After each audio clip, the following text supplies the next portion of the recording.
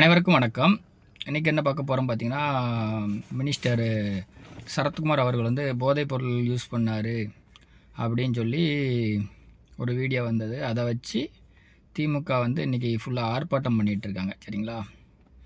நான் வந்து போதைப் பொருள் வந்து அவர் யூஸ் பண்ணுறாரு பண்ணல அதுனா நான் சொல்ல வரல.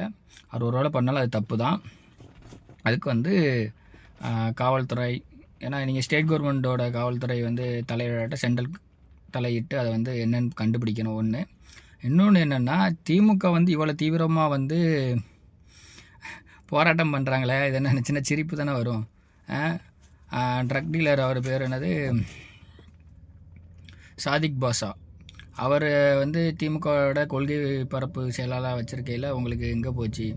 ஏன் இந்த போராட்டம் உங்களுக்கு அப்போ தெரியலை? மக்கள் கேட்பாங்க எப்படி? ஏன்னா எல்லோரும் இப்போ வந்து அரசியல்னால் என்ன, அரசியல் சட்டமன்றத்தில் என்ன நடக்கு, இவங்க திமுக பண்ணுற அரசியல் என்ன, விஜய் அவர்கள் பண்ணுற அரசியல் என்ன, எல்லாத்தையும் மக்கள் வந்து பார்க்க ஆரம்பிச்சிட்டாங்க. எல்லாருமே வந்து டிவியை வந்து பார்க்க ஆரம்பித்து லைவை பார்க்க ஆரம்பிச்சிட்டாங்க. அதனால் அவங்களே கேள்வி கேட்பாங்க. இதுக்கு வந்து திமுகவில் உள்ளவங்க தான் பதில் சொல்லணும். அதில் உள்ள ட்ரக்ஸு, அதே போக இந்த கிட்னி திருட்டையும் திரும்ப விசாரிக்கணும். நிறைய ஊழலில் வந்து வெள்ளரிக்கை விட்டால் மட்டும் போதாது, அதுக்கு உரிய அதிகாரிகள், அமைச்சர்கள் எல்லாத்தையுமே கைது பண்ண தான் மக்களோட எதிர்பார்ப்பு. அதை வந்து இந்த அரசு செய்தான்னு நம்ம எதிர்பார்த்து பார்ப்போம். மேலும் அடுத்த ஒரு நல்ல வீடியோவில் சந்திக்கிறேன். நன்றி, வணக்கம்.